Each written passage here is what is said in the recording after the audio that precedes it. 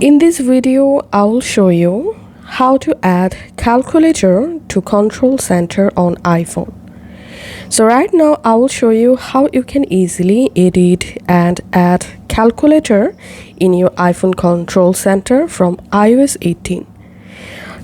Before getting started, make sure to update your iPhone to iOS 18. As you can see, I'm already installed iOS 18. And now all you have to need, open your control center, and now just tap on this plus icon at the top left to edit your control center. And now tap on add a control, and in this controls list go ahead and search for calculator, or you can use this search controls box to find out the calculator.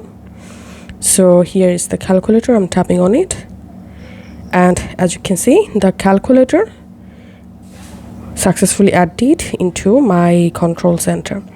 And if you want, you can also resize this calculator by tapping on this little icon and just drag your finger to make the calculator bigger.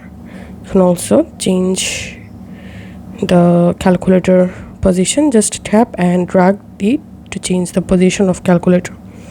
So this is how we can easily add calculator in our control center.